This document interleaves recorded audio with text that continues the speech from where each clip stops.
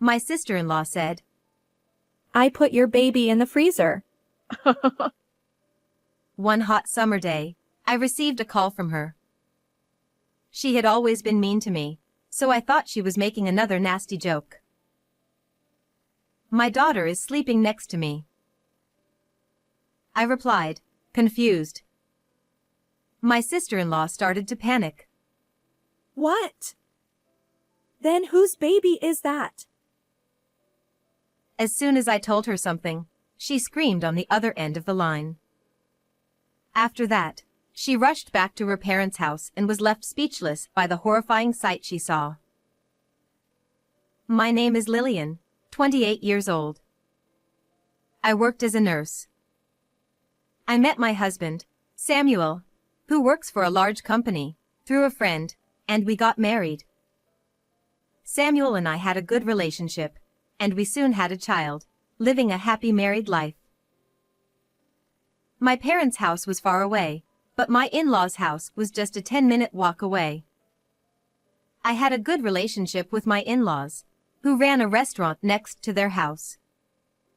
I admired my sensible and kind father-in-law and mother-in-law. However, the problem was my relationship with my sister-in-law, Melanie, who lived with my in-laws. She was 1 year younger than me.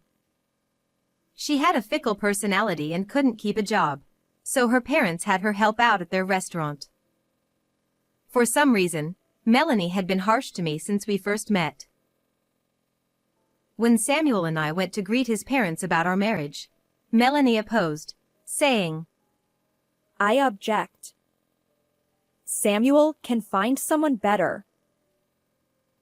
She reluctantly backed down after being scolded by her parents and Samuel, but her attitude towards me remained bad even after we got married. When I was 8 months pregnant, we were called to Samuel's parents' house. Melanie, who was in the living room, said to me, Hey, haven't you gained weight? Well, I have gained weight because I'm pregnant, I replied. Melanie laughed and said, Carrying that big belly and panting. How disgraceful for a woman. As I stared at her in shock, she started laughing loudly.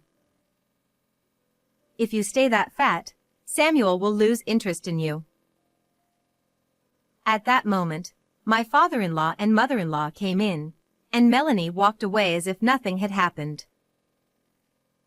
It's natural for the body to change during pregnancy, but to say such things. I was secretly hurt and felt frustrated. After some time, I finally gave birth. After a long labor, a cute baby girl was born, and Samuel, who was with me, and I cried tears of joy. We named our little girl Aria. After being discharged from the hospital, Samuel and I decided to show Aria to his parents. Both my father-in-law and mother-in-law were overjoyed at Aria's birth and had even prepared a lavish gift for the occasion. While we were chatting happily around Aria, Melanie showed up. Melanie, your niece is here. You have prepared a gift for the birth, haven't you? My father-in-law called out. Melanie's face immediately twisted in displeasure. A gift? Why should I prepare something for a child she had on her own? She retorted. I wasn't expecting a gift from Melanie, but her words still made me angry. Then, Melanie came over and peered at Aria. Wow, she looks just like a monkey. What? She's super ugly. There's no hope for her future. Poor thing. My mother-in-law quickly said. That's not true. She's adorable. And my father-in-law tried to follow up, but Melanie continued. And she doesn't look like Samuel at all, does she? Really? Her eyes look just like Samuel's when he was a baby. My father-in-law replied. Melanie exaggeratedly furrowed her brows and stared at Aria's face again. No way. Maybe this child's father isn't Samuel but another man? I wouldn't be surprised if Lillian did something like that. I was too shocked to speak, but Samuel, visibly furious, said, Go away. Apologize to Lillian first. However, Melanie completely ignored Samuel's words. She turned her face away from us and left the house. Melanie's attitude is too much. Not only towards me, but also saying such horrible things about Aria. I muttered in anger after Melanie left. My in-laws and Samuel looked apologetic. I'm sorry, Lillian. It's our fault for spoiling her all these years. My father-in-law said. He explained that Melanie might be unhappy because my in-laws and Samuel had been treating me well since our marriage and because Aria was getting a lot of attention. Even so, her behavior was too selfish and childish. Although I was still angry, I could only nod as Samuel and my in-laws apologized. Since that day, I rarely visited my in-laws' house. Even when I did, I always made sure to be with Samuel or my in-laws to avoid being attacked by Melanie. Melanie would glare at me with hatred. Then, when Aria was 3 months old, while I was taking care of Aria at home, my phone rang. The caller ID showed it was Melanie. She never calls. I thought it was strange but answered the phone. What's the matter, Melanie? This is unusual, I said. Oh, I thought you'd be panicking, but I guess not. Don't you have any maternal instincts? Melanie said right off the bat. I couldn't help but respond. Huh? I put your baby in the freezer. She said. I couldn't understand what she was saying and my mind was in a whirl. After all, Aria was sleeping right in front of me at that moment. Aria is sleeping next to me, I said. What? Melanie's voice sounded dumbfounded on the other end of the line, so I repeated. I'm at home with Aria right now. Don't lie. You left the baby in our living room, didn't you? No, Aria and I have been at home all this time. What do you mean by freezer? I sensed something was wrong and pressed Melanie for answers, but she fell silent. I could hear the background announcements from a shopping mall. I thought it was your baby. Then whose baby is it? Melanie exclaimed. At that moment, I remembered what my father-in-law had said. Come to think of it, I heard that a relative was coming to show their baby today. Just then, I heard Melanie scream on the other end of the line, and the call was abruptly cut off. I realized something was happening at my in-laws' house and immediately called them. When they didn't answer, I quickly grabbed Aria, who had just woken up from her nap, and rushed to my in-laws' house. On the way, I felt a surge of anger rising within me. Putting a baby in the freezer. What was she thinking? And she intended to harm my Aria. Unforgivable. As soon as I arrived at my in-laws' house, I took immediate action. About 50 minutes after Melanie called, I was watching the surveillance camera footage installed in front of the industrial freezer at my in-laws' house. Melanie came running at full speed. She forcefully opened the freezer door and screamed. "Ah!" No wonder, as there was a baby frozen solid inside. What should I do? What should I do? Melanie screamed in a high-pitched voice as she took the baby out of the freezer and started performing CPR. But the baby, covered in frost, didn't move an inch. This is bad. What should I do? Please come back to life. Melanie panicked and started crying in front of the frozen baby. It's useless. That baby is not alive, I said, holding Arya, as my in-laws and I appeared. Melanie turned her tear-streaked, snot-covered face towards us. You were here.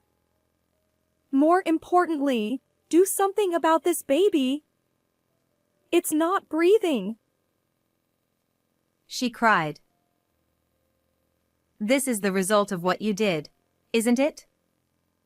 You wanted my Arya to end up like this, didn't you? I replied. But this baby isn't your Arya, right? This is bad. I don't want to be a murderer. Help me instead of just watching. At that moment, my mother-in-law stepped forward and poured hot water from a kettle over the baby. As the frost melted and the figure became clear, Melanie's eyes widened. What? A doll. It was a life-sized baby doll. It was so realistically made, both in appearance and weight, that it was no wonder Melanie mistook it for a real baby. What is this? What's going on? I'm sure I put a real baby in there. Melanie, still not understanding the situation, was staring at me. The baby you put in the freezer was your cousin Lucas's child, Aaliyah. She was rescued and is now in the hospital. I said. Yes, the Rayal baby had already been rescued by me. When I arrived at my in-laws' house, my in-laws and Lucas were frantically searching for the baby. They said that while everyone took their eyes off for a moment, the sleeping Aaliyah had suddenly disappeared. I ran to the industrial freezer and opened the door to find the shivering baby inside. I immediately took her out and administered first aid to the pale-faced Aaliyah. Then I called an ambulance, and the baby was taken to the hospital with Lucas accompanying her. I received a report that she had hypothermia but is safe now, I said.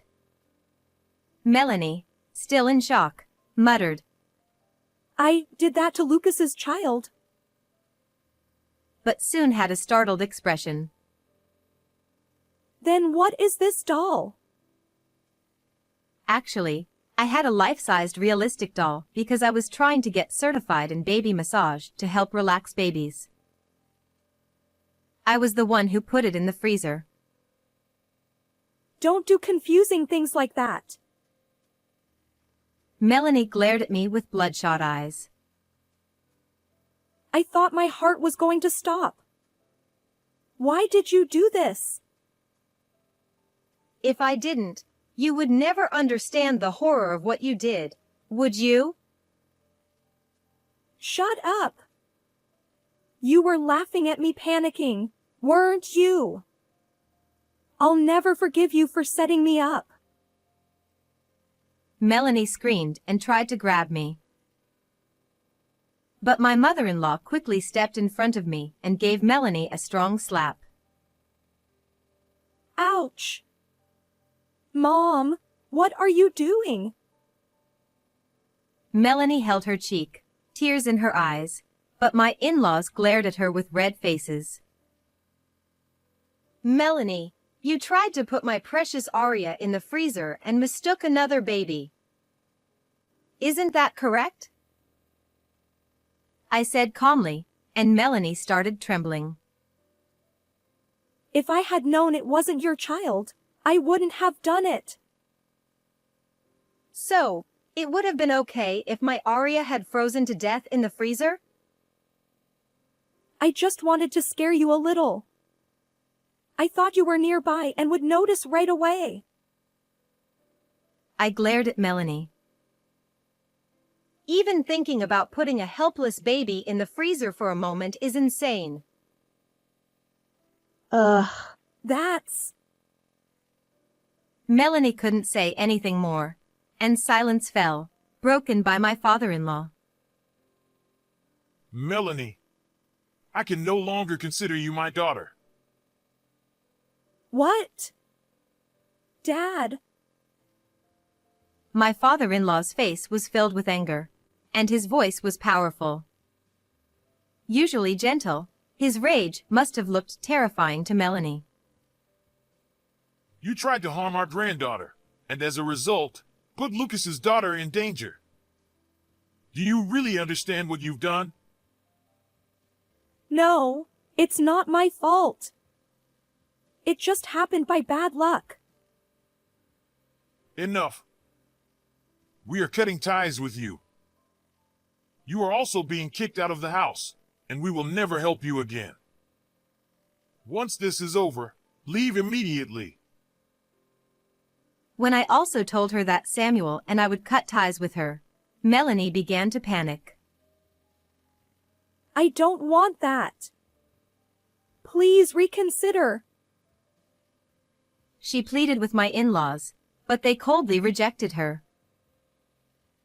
As Melanie started crying, I quietly asked her, Melanie, do you know what Lucas's wife does for work? Huh? I forgot. What is it? She's a lawyer. Melanie's eyes widened, and she turned pale. Both Lucas and his wife are furious that Aaliyah was put in danger, and they said they will make sure you pay for your crime. What? No way. Does that mean they'll demand money? Melanie asked. Yes, that's definitely going to happen. Melanie suddenly panicked, and then the sound of police sirens approached from a distance. Melanie started trembling. The police. No way. Yes, I reported it as soon as you came back. No. Why did you call the police? I don't want to be arrested. Melanie turned pale, collapsed, and tried to crawl away.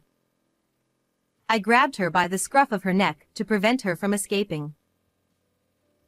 I will never forgive you for trying to harm Arya and for what you did to Aaliyah.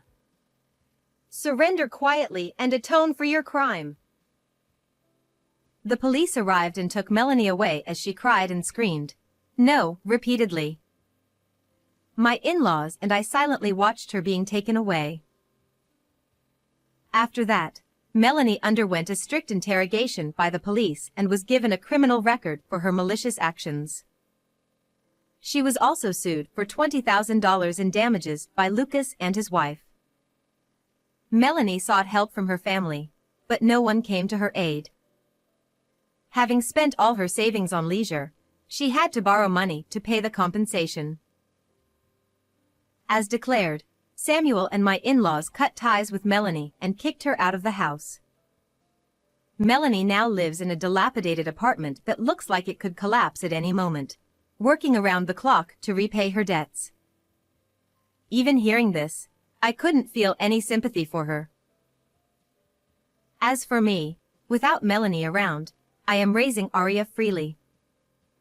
Recently, I've been meeting Lucas and his wife often, and Arya and Aaliyah have become close like sisters. I look forward to their growth together. From now on, I want to be a strong and kind mother and protect my beloved Arya.